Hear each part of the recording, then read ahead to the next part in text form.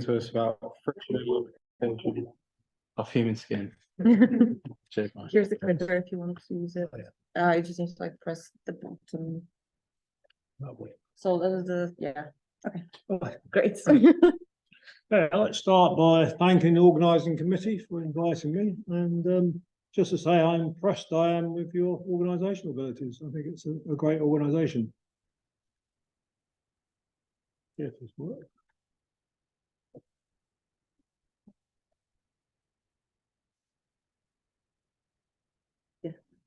Okay, so the button, yeah. So when we say skin, we mean the stratum corneum, which is the top surface of the epidermis, essentially. So it's a dead layer of skin cells. So our research really breaks down into flat skin and ridged skin. So by ridged skin, I mean things like your finger pads or the soles of your feet, and flat skin, which covers most of your body. So flat skin is of interest in cosmetics. Oops. Pressure ulcers, sports injuries, and ridged skin, particularly the finger pads, tactile perception, grip, and precision manipulation. So many of you will be familiar with the two-term model of friction, which means the frictional force is the sum of the interfacial friction, which is given by this equation. So that is the tau, which is interfacial shear stress, multiplied by contact area. That stress arises from the intermittent formation and rupture of molecular bonds across the interface. The other term is the deformation term, and that arises from an incomplete recovery of the deformation, which is formed at the front of the contact. And that usually occurs in rolling rather than sliding. So these are measurements of rolling friction of the inner forearm, and the mu value is about 0.04, so it's very small. And that may be an upper bound because it could be microslip. It's very difficult to avoid microslip when you're doing rolling friction. So if you've got some microslip, then you've got an adhesion component of the friction. So the deformation term is given by the, keep pressing the wrong thing. Deformation term is given by the work done in deforming the body per unit sliding distance and the fraction of that work which is dissipated. And the thing is, you get the friction is then proportional to normal load to the power 4/3. So this is normally referred to as a load index. And as you'll see, we never see load indices that high. So organic materials are different from inorganic and metal materials in the sense that they're compressible because of molecular free volume. And you can measure the interfacial shear stress by using a Hertzian contact. So if you measure the frictional force, you can divide by the area and get the shear stress, and you can divide normal load by the contact area and get the normal pressure. And you get an equation of this form. So tau naught is the intrinsic interfacial shear stress, and alpha is the pressure coefficient. So this is a typical boundary lubricant on glass, and you can see the equation there, which is defining the interfacial rheology. So for wet skin behaves as a smooth body, so that you can apply the Hertz equation and substitute that into the adhesion component, and you end up with an equation of this form, which has got a load indices to the power 2/3 and the second term power 1, and that can be approximated by K equals WN. So N there is a load index, and that will be between 2/3 and 1, and K is a load dependent friction coefficient.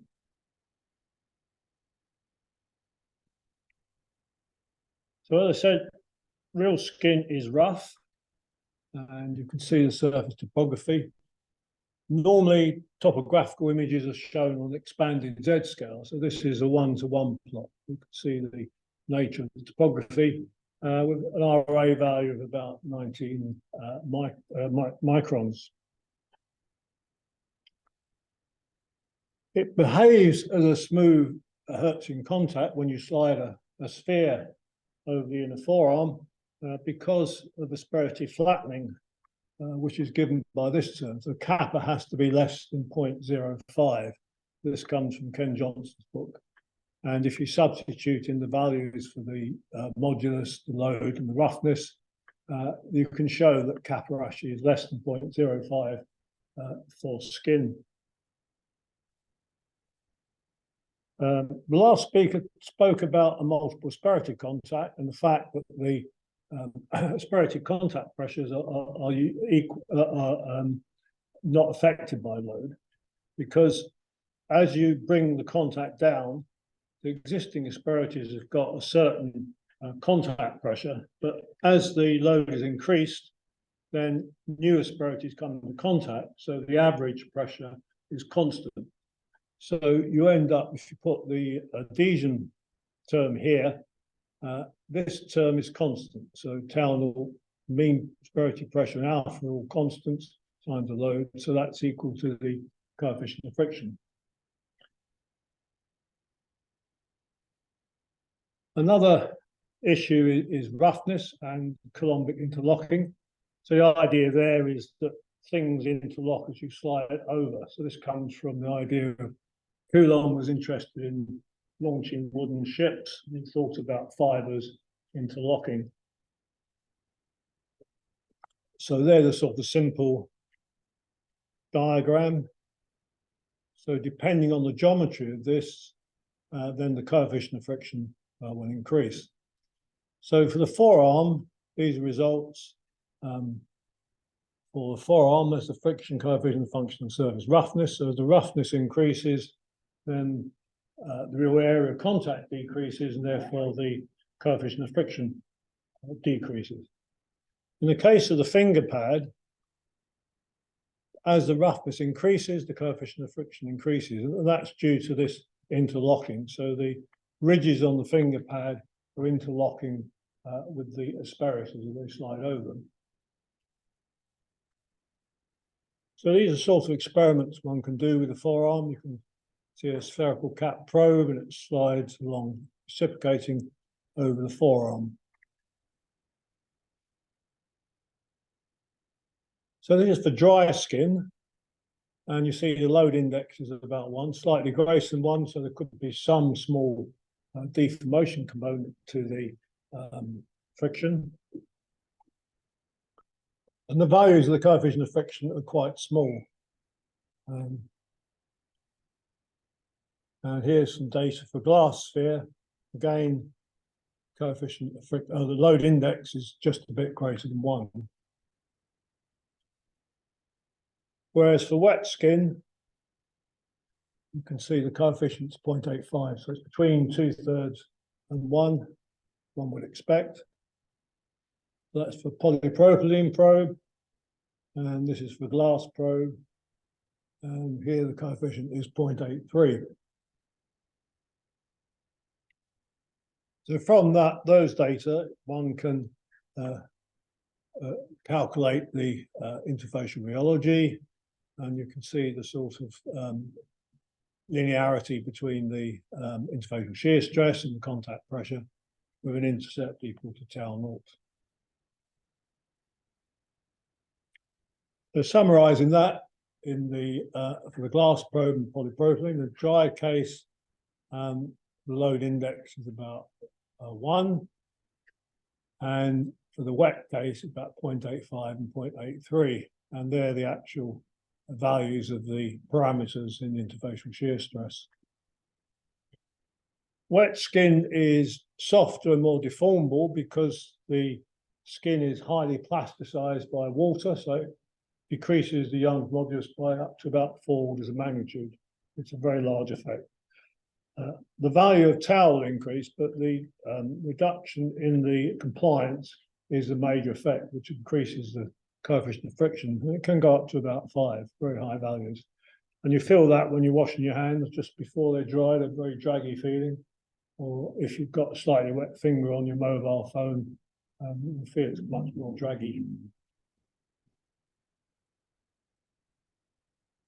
So in this experiment, we put a small amount of water on the probe, and as the time increases, you can see the coefficient of friction increases, and that again is because the water is plasticizing the skin, increasing the contact area until you reach a maximum value. This is for polypropylene. And eventually the skin dries and you return to low value. So you can see you get very high values of the coefficient of friction for wet skin. For the glass probe, you get slightly different behavior. When you add the water, you eventually get intermittent motion, so stick-slip behavior, before again you reach a peak and it reduces to the drying stage. So these are the sort of stick-slip friction traces you get. So that's wet. That's compared with dry skin. So stick-slip can be understood in terms of a block and spring. So as you pull the spring, the spring force is less than the frictional force, so you're into a stick phase. Eventually, there's a balance between the spring and the block, and if and it starts moving, and if the friction decreases with velocity, the block will jump forward, and that's a slip phase. So you can see that here. For wet skin, the friction is decreasing with velocity, and that's why you get stick-slip behavior. Whereas in the dry case, you get an slight increase in the friction as you increase the velocity.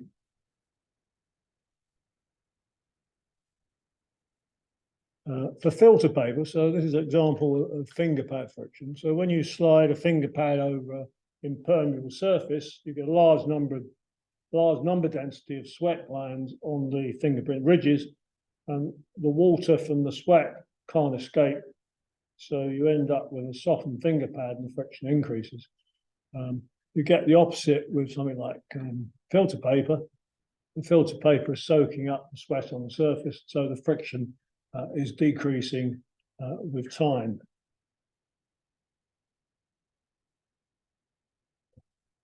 This is for wet finger pads and also occluded. So occluded is when it's been in contact with equilibrium with the impermeable surface, which is glass in this case. And this is typical of the behavior, these peaks are typical of the behavior of friction in the rubbery state. There's no real agreement on the theories about why this occurs. And the big problem is all the theories involve a lot of parameters which are quite difficult to evaluate, but you can do some fitting, which these lines are, and this is for a fracture mechanics type of theory. It's also interesting, the finger pad exhibits middling slip. So what happens when a contact starts to slide, you get an annulus of failure, which moves towards the center, and catastrophic failure occurs either by peeling or by sliding. So you'll be all familiar with the Strybeck curve. So log friction coefficient versus log speed times viscosity divided by load. That's the boundary region. And there is the mixed region where lubricant is starting to build up between the asperities.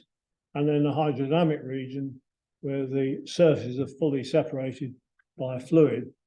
So in that region, the friction increases with speed, pretty much like a rheometry experiment. So as you increase the shear rate, the viscosity it increases.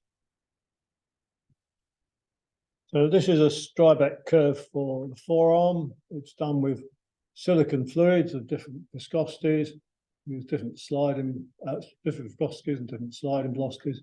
And you can see a sort of boundary region here, a mixed region here. And this is the isoviscous elastohydrodynamic friction. So in the engineering context, elastohydrodynamic friction is where the lubricant viscosity increases with higher loads and higher speeds. That can turn into sort of waxy state. Whereas these contact pressures are relatively low for skin, and therefore the viscosity doesn't change with the load.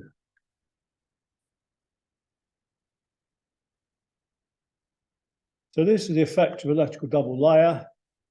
Anyone who's been unlucky enough to get some caustic soda on their fingers will know they're very, very slippy. And this is this electrical double layer repulsion effect at high pHs beyond the isoelectric point of the skin. And you get a similar effect with SDS soaps. You've got washing up liquid on your fingers, it's very slippy. And that's because you've got electrical double layer repulsion between the two surfaces. So that's showing an increase in the friction with increasing velocity, showing it's a hydrodynamic lubrication, and the same with high viscosity oil. For low viscosity oil, it's essentially in the boundary regime. In cosmetics, one's interested in things like skin creams, which are quite complicated because when a skin cream breaks down, you've got evaporation, breakdown of the microstructure, absorption into the skin. So you can get quite complicated behavior. So initially friction is very low during the hydrodynamic regime. As it dries, you start to move to the condition of the dry skin or wet skin, and that would gradually dry out to get back down to the dry state again. Okay, I will leave you with some conclusions. A bit fast, I thought. So, anyone questions?